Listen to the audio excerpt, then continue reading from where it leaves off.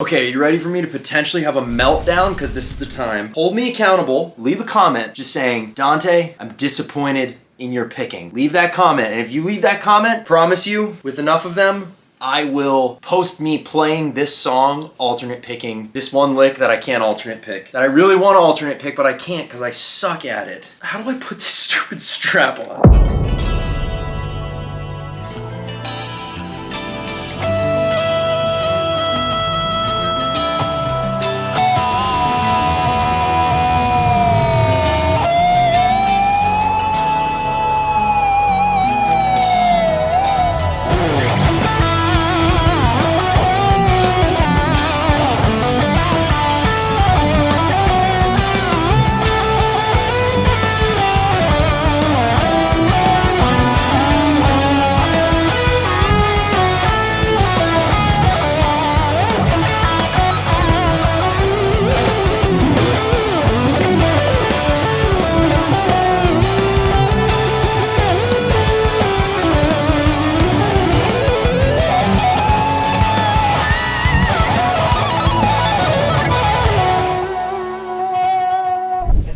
Accused you of being a gear whore? Me personally, no, actually, never, because I hate gear. Sorry. Let me explain that statement a little bit. Guitar gear is awesome, right? I love gear. It enables us to do our jobs, especially the computer. If anyone asks me what my favorite piece of gear is in 2023 in the music world, I would say the computer, and that's probably going to be my answer until something changes the game as much as the computer in terms of how you're able to produce music. Aside from that, you know, basically the only times I've ever gasp meaning gear acquisition syndrome, over any guitar was when I was 13. I wanted a Steve Vai white and gold gem because that I thought if I got that guitar, I would play and sound like God. And that's what I wanted. The closest I got to that was a blue Ibanez RG, and I love that guitar. I still love it to this day. I actually don't have it because it's at Steve's house right now. Once I got that guitar, I was basically like, okay, this is just going to kind of be my guitar forever because I love this guitar and it does everything I want and it plays really well and really fast and it looks cool. And, you know, I got other guitars over the years. I got a 7-string, I got a Telecaster, I got a nice 6-string acoustic, but they were never purchases out of like, I need that, like, oh man, I'm pining for it, you know, that guitar is going to change my life. I've never really felt that way about guitars or amps, if I'm being honest, and there's no disrespect or anything to people who do feel that way. If you're obsessed with gear and you love it, then good for you. That's amazing. You have something you love and care about. I have always been way more interested in composing. I cared way more about making amazing music and how to do it, and that's really all I ever cared about, was that and playing shows. I never really cared about pedals or anything, and I'm not interested in that. I never have cared. That's not a slight to anyone who does. That's just, these are the things that interest me. Like, you like blue, I like red, vice versa. Actually, I like both blue and red, so that doesn't really work. Those are probably my two favorite colors. But you get what I'm saying. Of course, being in the position I'm in now, which is in 2 months from now, 2 months minus 2 days, I will be playing my first show with Steve Vai in the Steve Vai Band. So, to successfully accomplish this gig, right, in 2 months, I'm going to need 3 guitars at a minimum. And, you know, again, I don't get lusty over guitars. But, unfortunately, the guitars I have just aren't gonna really cut it. Number one, I'm extremely emotionally attached to that blue guitar, and I would be really afraid to tour with it. But aside from that, you know, I need guitars that can hold tune really well, guitars that are really professional, high-quality instruments, and my guitars are great, and I love them all for what they do, but, you know, this has to be a really top-notch professional situation. So, with that being the case, you know, I have started to look for guitars to play. And before I go any further, let me just say, I'm not endorsed by anybody. I don't have any endorsement relationship with any guitar company. I'm totally a free agent at the moment. I've worked with a few great companies to get me a bunch of guitars to try. The thing I say to every company is, I'll try it. I'm interested in your guitar. I'll try it. But if I don't like it, I'll send it back. I'm not trying to build a collection of guitars here and never use them or whatever. I'm really looking for tools that can get me through this gig. Of course, beyond that, you know, I would love to find a guitar that really inspires me and wants me to play more, because after 10 years of playing the blue Ibanez, I still love that guitar, but I'm ready for something new. and my heart and mind are sort of open to a new guitar inspiration, and they have been for a while, you know, and as a result, you know, I got in touch with a few companies that I'm really interested in what they do, and so one of those companies is Abasi Guitars, and, you know, I don't think they have any idea I'm making this video. I'm just doing it for fun. I played an Abasi guitar one time at NAMM, probably like 2019, for maybe 30 seconds. And I just remember feeling like, whoa, you know, like, whoa, like this thing it has a very unique thing happening, primarily because of the body shape. That was really what struck me, is, you know, the big crazy single cut, the body shape. And I always just thought they looked insane. And, you know, when Tosin started coming out and doing his own guitar, and he was going to do his own guitar line, I was super interested in that from a entrepreneurial perspective, from a creative perspective. You know, I love seeing musicians do those kinds of things where they go out and build a business and build a brand that has instruments and things that incorporate their sound and their identity. And, you know, it takes it further than just having a signature guitar. Having a brand, I love that. I love the ethos behind that. And so from the very first moment I discovered the guitars 4 or 5 years ago, I was like, damn, I love that. I love that approach. I always kind of pined after one, and I always thought that, you know, first of all, the aesthetic, the angles, the colors, the look of the instrument. For me, I have to play a sexy guitar. If the guitar isn't extraordinarily sexy, right? If you don't look at it and just think, holy shit, that's a beautiful guitar, I'm not going to be interested in it. And that's just because I like really sleek, sexy looking guitars. You know, what can I say? I'm a simple guy. I love a good Telecaster. I love a good Strat, but that's not really my thing. I like more exotic, more sexy, for lack of a better term, shapes. You know, I really wanted one of these after playing it 4 or 5 years ago. I just thought, man, I would love to bond with an instrument like this, because it's next. It felt like it was a next level instrument. Well, it just felt like there were things about the shape and the feel and the character that I'm not going to say would make you play better. It really felt like they would inspire me to play more. And, you know, I've had that connection with other guitars before, but never really to this level, you know. And never to a way where I felt like, you know, man, if I lived with that guitar, it would really take me to new worlds in music. And this comes all back to what I was saying in the beginning, that I don't really care about gear, like collecting or nerding out about it. Actually, if you want to see what I nerd out about, I collect video games. Like, look, this is my favorite video game of all time. I bought it for $10 the other day. I don't even own a regular Xbox. I just bought it because I like looking at it. I don't nerd out over collecting guitars, and I really don't see myself ever being a guitar collector or anything like that, or pedals or amps. Really, I just want stuff that works and is reliable and inspiring. And that was really the key word with this instrument. Is when I first picked up, you know, one of their prototypes 4 years ago at NAMM or whatever, I just thought, man, this thing is out there. Like, it's really different. So I had that experience, and I walked away and I thought, you know, maybe one day I'll play one of those things. And fast forward now to 2022, 2023, joining Steve's band, and, you know, have this opportunity to get some new guitars and expand what I play and get inspired by new things. And, you know, if you look at the list of companies that I would be interested in, there aren't a ton of guitars, but Abasi was at the top of the list. And again, you know, I'm not being paid to make this video. Like, this is just my opinion. I'm a straight shooter. If you guys know me, I don't lie about this kind of stuff. I wear my heart on my sleeve, or a rose in this case, and I just talk about what I love and care about because it makes me feel good, and I hope to share that with you. So this experience with this guitar, you know, is purely from the heart. There's no product salesman kind of shit here. This has just been my experience with it. So I got in touch with the company and Ivan Chopik, and Ivan, you know, I told him I was really interested in the guitars and want to try one, and he sent me over this guitar. This guitar it's one of their Laradas, which is the original shape. As you can see, it's got this really nice, like, dark wood neck, and it's super light, and it's got this amazing red color. You know, it's funny. Some of my friends might be able to attest to this. For years and years, I have said my next guitar has to be red.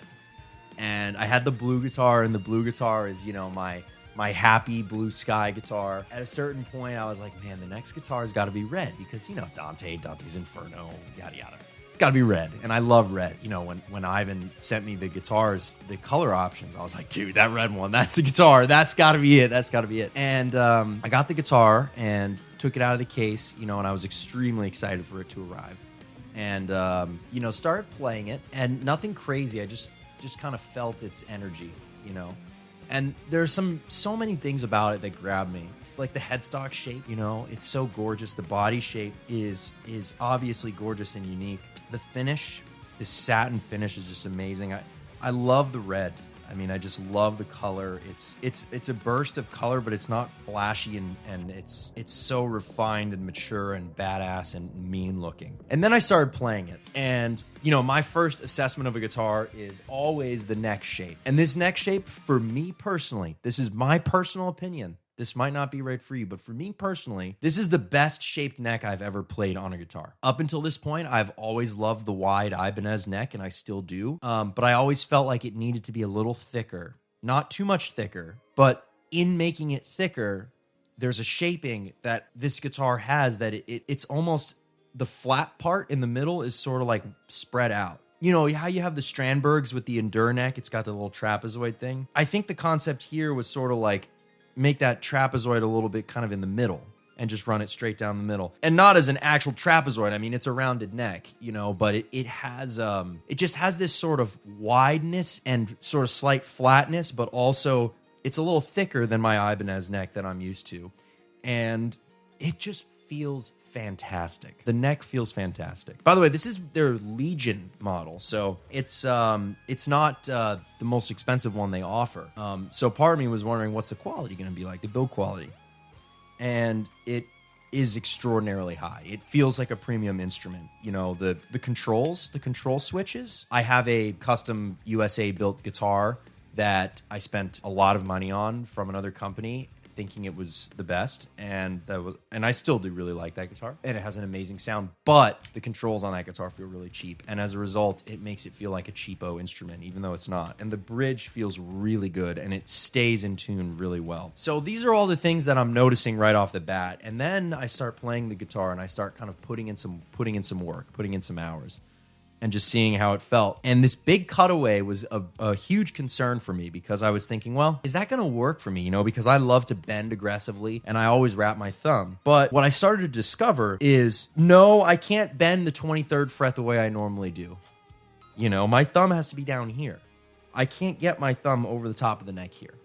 Okay, I just can't. Like, I can't really bend the way I normally do at the 23rd fret. But what I started to do is I started to try licks that ascended big fret jumps. And this is where I realized the genius of the single cut. Is if you're playing a lick like up here, you know, and you want to slide that pattern up. This is a lick from a Steve Vai song called Avalanche. It's in the set. And, you know, it's this 16th note picking thing. But I'm here, and my thumb is in this position. And now I have to slide this shape up to there, from the 10th fret to the 17th fret. And when I did that, it instantly clicked the genius of this single cutaway, because I was in this playing position, and I had to slide up there. And when I did so, my thumb literally perfectly went right into the place that this cutaway has carved out. I mean, perfectly. It went right into that spot. And I just instantly was like, oh my God, it's perfect. Like, that cutaway works so well for that thing. The cutaway has its not necessarily strengths and weaknesses, but it has the things that will enhance, and it has the things that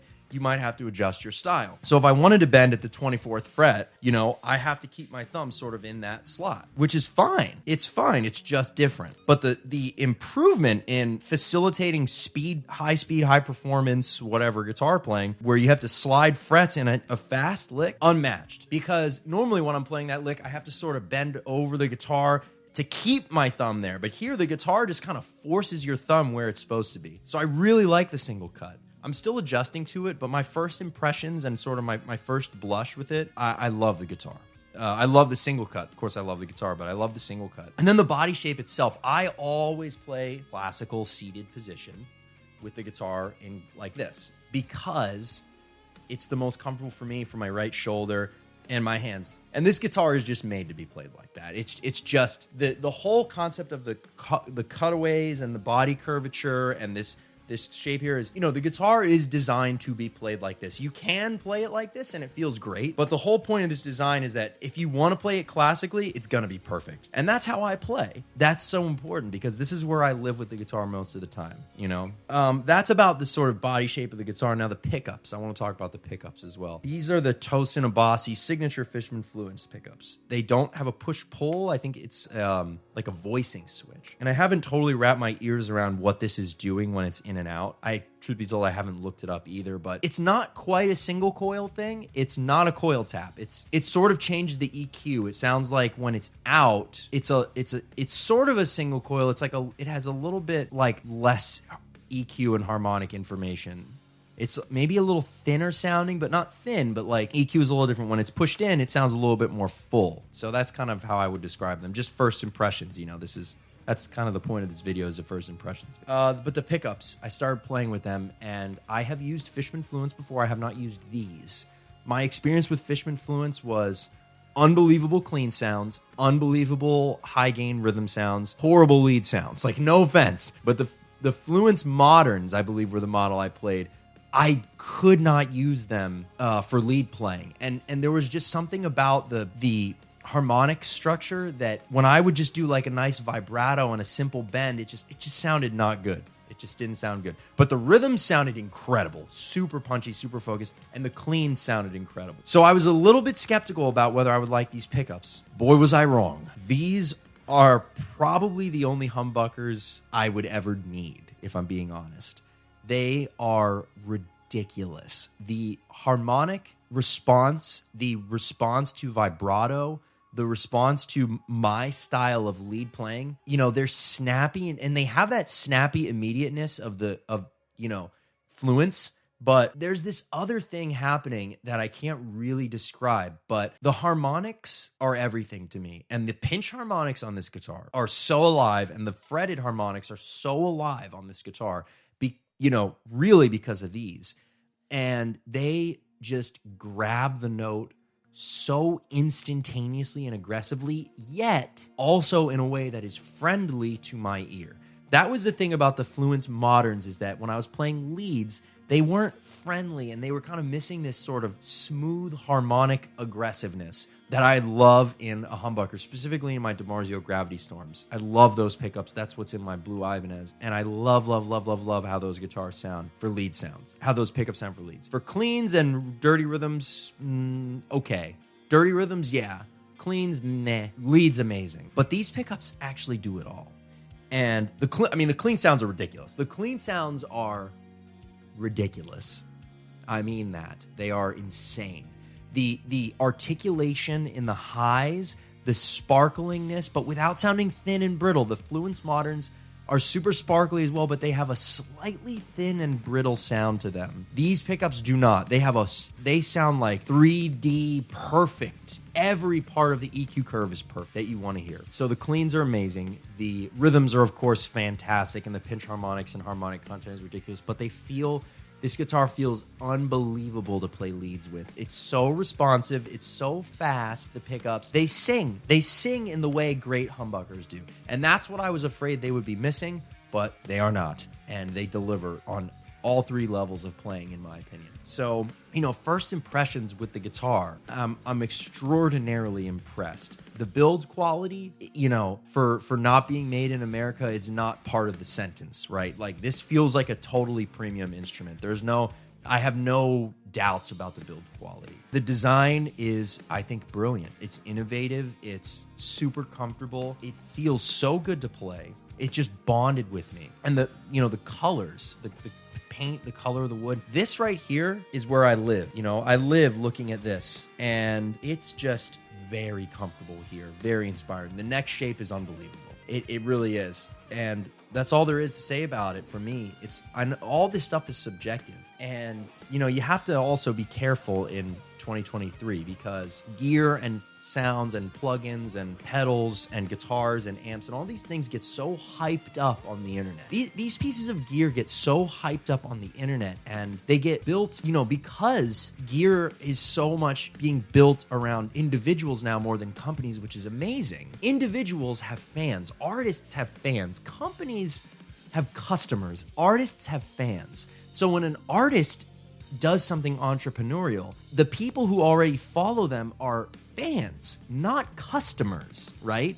So there's an emotional attachment that creates more noise and hype around instruments that you see on the internet that are being played by certain people. It's no different than anything else in our modern day culture. It's influencers, you know, and artists are influencers. This guitar, you know, they do an amazing job of getting this guitar in people's hands on the internet and marketing and branding the guitar. I love that.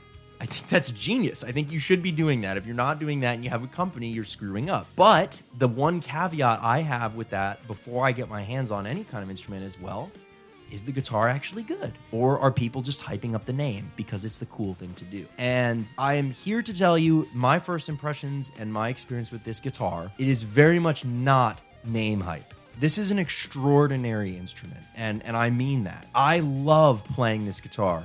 And I almost undoubtedly will be taking this on tour because I have to play it. I love it. It is so much fun to play, and it looks so good, and it delivers in every aspect that you need an instrument to deliver on professionally. And on top of that, it's sexy as hell. So my first impressions with this guitar are really positive. The only things that I can think of that I don't love off the bat are, number one, the angle of the pickup selector. This is an adjustment for me. It looks really good being totally vertical.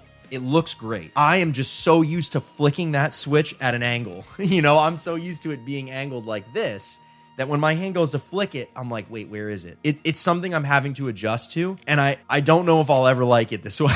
I'm sorry. But it is what it is, and it definitely suits the look of the guitar. But that's one thing that, you know, I've sort of, I'm not crazy about that. The only other thing I could say is this voicing switch. I'm not totally sure I wrap my ears around what it does. I have to spend more time with it. But it doesn't make a big drastic change, and it's just something I have to get my ears used to what it does. Really understand what that push-pull voicing switch does. Yeah, those are my initial thoughts. It's all the things that it sort of claims to be and that people claim it to be. I think, you know, again, the hype on the internet about anything these days can be overwhelming. And the thing about this guitar is I was excited about it for all the reasons I thought I would like it that have nothing to do with the hype and the name. It's the shape, it's the design, it's the sound, it's the aesthetic, it's the ethos. It's Tosin's ethos as an entrepreneur that I was drawn to years ago. And all those things are delivered in this guitar, man. They really are. They really are. And like I said before, and I'll say it again, I'm not being paid to make this. They did send me the guitar for free. I didn't pay for the guitar. You know, I'm not being paid. I was not asked to make this video. I'm doing this on my own volition because this instrument is really inspiring, and it's already inspired me to pick up the guitar and play in new ways. So that's really all you could ask for, and especially as someone who is very much not a gear whore. I don't spend a lot of time thinking about gear, but I spent a lot of time wanting one of these guitars, and for all the reasons I've described, and I'm really happy, really happy to say that it delivers on all of those elements. It really does. It really does. It's an extraordinary guitar. It's gorgeous, and it plays super well. For me, this guitar is a winner. I mean, this is a 10 out of 10. You know, this is everything I could have dreamed up in a guitar. Honestly, innovative, sexy shape, amazing sound, great feel, unique elements that make it unique, and the color. I mean, it's perfect. So I think you're going to see me playing this a lot more. I adore this guitar. Yeah, that does it for this video. I don't make a lot of gear videos, and you'll never see me as the gear person. But when I do make them, it's because they're really important, and this guitar is really inspiring. So I had to make this video to talk about it. And yeah, hope you guys stay healthy and happy out there. We will be on tour this year, starting in Europe on March 24th. Thank you guys for stopping by. I appreciate it. Please make sure to like and subscribe to the channel for more content like this. All right, peace. I'll just go back to being a lawyer. Less toxic work environment.